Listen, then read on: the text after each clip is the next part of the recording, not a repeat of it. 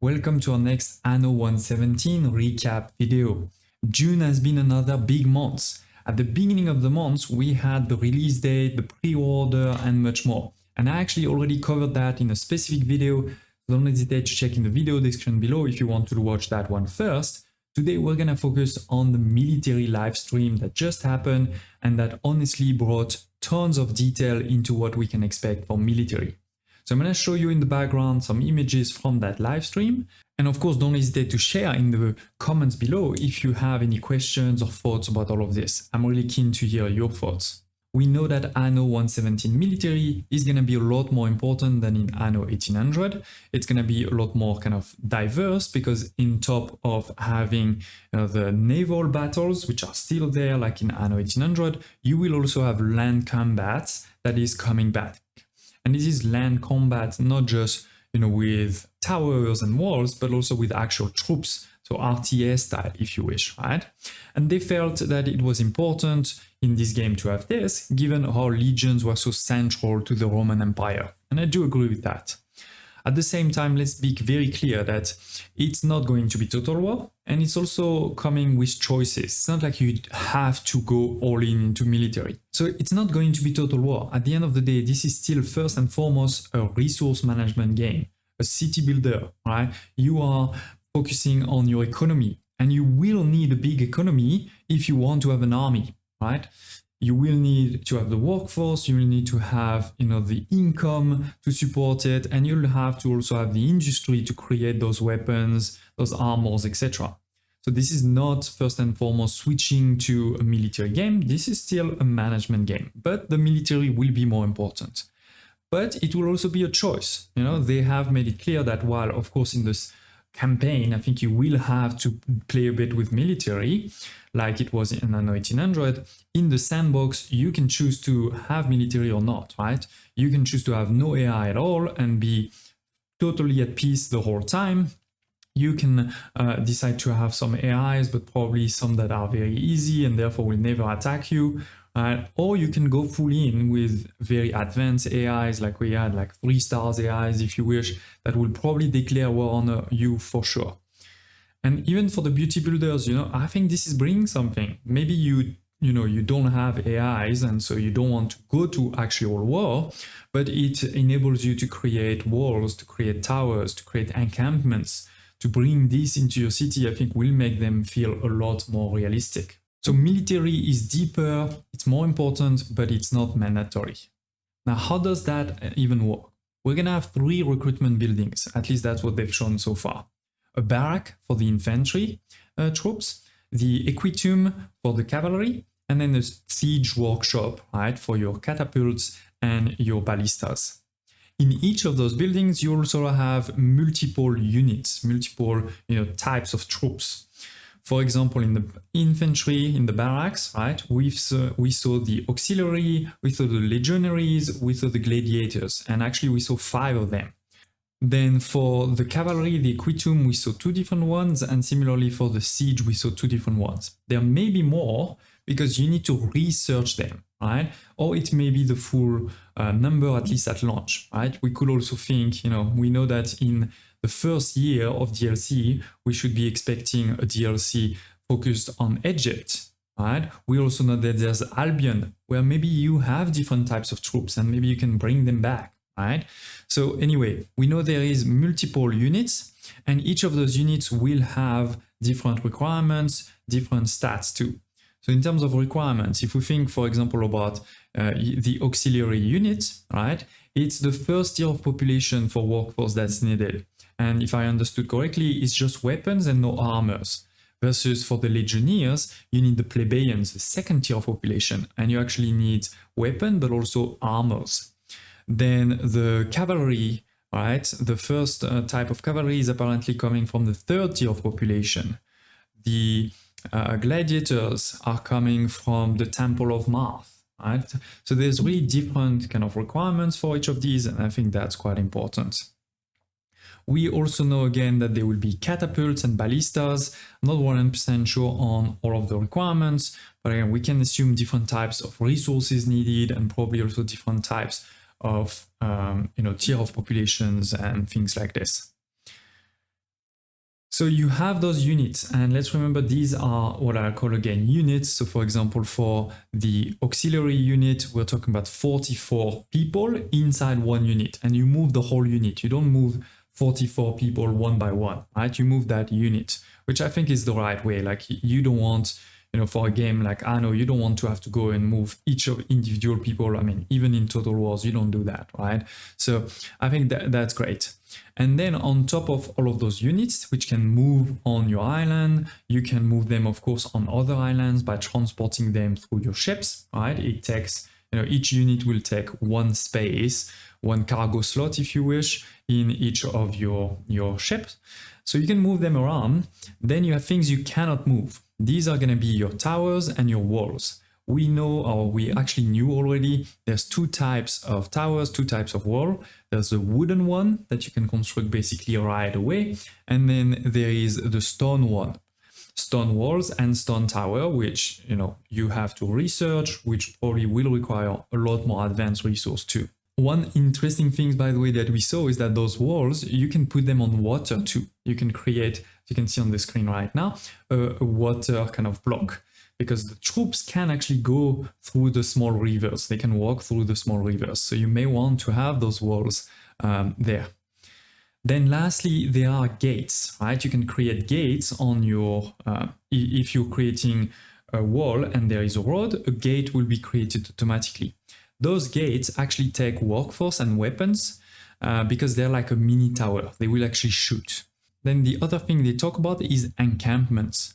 If you have your unit, on your island or another island, you can tell them to go and create an encampment, which is like a mini base, right? They're going to create that mini base, and it's going to help you to reduce the maintenance needed for this troop.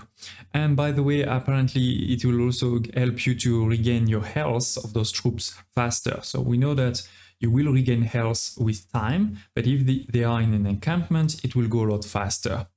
And I do think, again, this is really linked to what the Roman Empire was based on. Like, those encampments were really important. It was how they were able to really defend a lot in enemy territories. So it seems like an interesting mechanism that we can dive into. Now, as I said, also all of those troops will have different stats, if you wish. Like there's movement speed, for example. It's going to be different. If you have a troop like the legionaries that have a heavy armor, they're going to walk slowly versus the auxiliary. They don't have armors. They're going to go a bit faster. The cavalry is going to go a lot faster, right? So you have this. Then in terms of tactics, we're talking about the classic rock, paper, scissors concept, right? Where your spears are really good to counter your cavalry. Your cavalry is really good at destroying many troops, in particular, many infantry, in particular your archers. Your archers are good at sniping your infantry, right? So you have this rock, paper, scissors mechanism, which honestly is at the center of any battles of anything, so that makes sense. They did add also the concept of morale. So each unit will have a different kind of base morale, meaning they will stay in a fight longer if they're taking a lot of damage. So what that means is, for example, some archers, if they take a cavalry charge, they will probably run away quickly, versus the legionnaires, they're gonna fight a bit longer. And then we know that if the morale goes too low, then they will flee, right? They will start fleeing, which, by the way, will also reduce the morale of the units around them. So that's a really interesting concept. And then, either you chase them and you try to kill them to the point where they really disappear, or you let them run for a while, and at some point they may recover and come back into the fight. Then additionally, in terms of all of this, there's also a bit of formations, very good basic management, I think, for fighting, where you can decide different types of formation. Do you want them to be long, but not deep? Do you want them to be very deep, for example, to protect choke points, those type of things. And, things like the closer you are for your archer or your catapult to your target, the better accuracy you will have. So all of these kind of stats are different based on the troops. And it seems to be, deeper than what I expected, to be honest. They also talked about destroying buildings, both the actual military buildings, like let's talk about walls and towers, but also all of the civilian buildings, like your houses or your production buildings. And they did say a lot of interesting things there. One is that there will be two types of war. There is the actual full war and there's the feud. And in a feud, you can destroy military buildings, but not civil buildings. So this is, like, you're not really fully at war. You just want to take over one island, but you don't want it to go out of hand. You go maybe for a feud. Versus a war, this will be where you can really destroy everything. And I think that will also impact kind of your merchant building, ships and things like this. So that's interesting. They then went into, for the destruction of actual buildings, you have your troops, they have torches. So they can actually destroy many of the buildings if you're in a full war, or they can also destroy the wooden walls. But with those torches, they cannot do anything to the stone wall. That makes sense. For the stone wall, you're gonna have to use your catapults. Your catapults are not super accurate, right? And they're slow, of course, so they're gonna give you time to move your troops around, but they will be able to destroy everything. All of the buildings, and by the way, also even troops. Again, they're not very accurate, but let's assume you've pinned down the enemy in one place, then you can hopefully send also catapults there and it will help. Including, by the way, you have to be careful about friendly fire. It seems to be there, as they said. So that's something really, really interesting. And then talking about the buildings, you won't be able to build military buildings once your island is in an invasion state, which apparently starts as soon as somebody lands. When they start landing on your island, you get into the invasion state where you cannot build new towers anymore.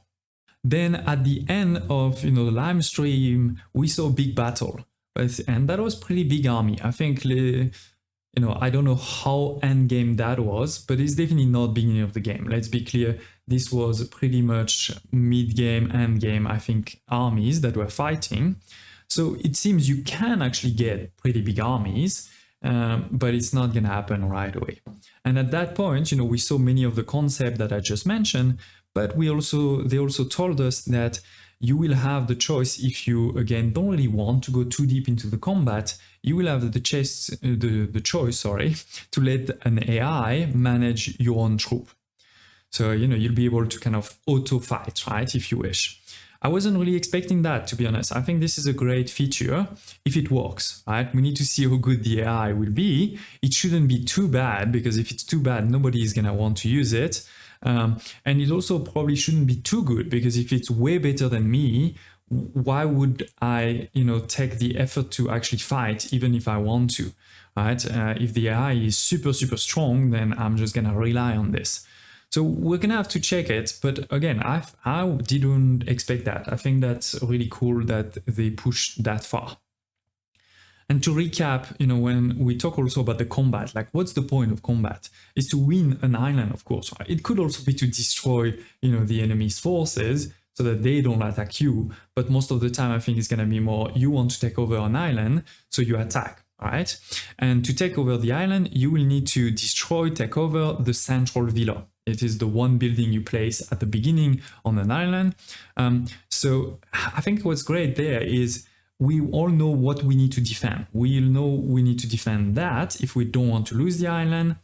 And also I think it means that we're not going to lose in the island in 2 minutes, because that could sometime happen, to be honest, in Anno 1800, right? Like you had your harbor and it may have been hard, like a small harbor, so hard to defend.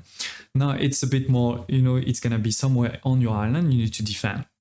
So it won't be like you lose it in 2 minutes, but it also won't be that it takes 3 hours for you to take one island, because, you don't have to destroy the whole island. You have to destroy just that piece there, right? They did say also that they didn't actually show everything for endgame military, that there will be other things that we can look forward to. So I don't know what that is, because they didn't show it, right? Both in Latium, but also in Albion. I mean, we haven't seen any of the military in Albion, so there's for sure more things there to discover. And honestly, to conclude, I know that this topic is going to be divisive. Some people will always want more military. Some people will say it's too much. Why do we need this in Anno, which is not a military game?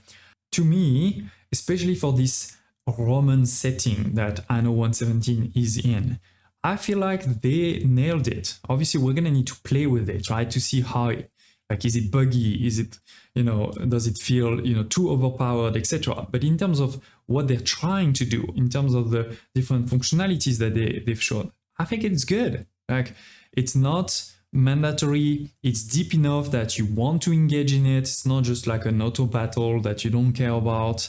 I feel like they found the right balance. But again, of course, we need to play with it to know if it feels good, right? To know if it's not buggy, to know if there's not like, if there's one troop that's super overpowered and costs nothing, then it's gonna break the whole thing, right? But those things usually can be fixed, right? It's like balancing and bug fixing that can be fixed. So I feel like, I'm hopeful. I'm hopeful that this is gonna be great, that we're gonna need to continue playing the city building, the resource management part of the game to be able to have an army, but then that this army is also gonna be fun to play. It feels like it. So again, I'd love to hear your thoughts in the comments below, any question you may have, for me to make sure I also try to find this information. And last but not least, we, by the way, just finished our latest Anno 1800 series, which was covering the New Horizon mod, which opens a whole new region in Asia. So that's a really cool mod, basically a DLC size for free. So don't hesitate to check in the video description below also if you want to see that series. And we're probably going to start a new one now with kind of the final ultimate Anno 1800 modded series. I'm excited for this. And so if you're not subscribed yet, you should probably click on that button now. Thank you for watching, and I hope to see you next time.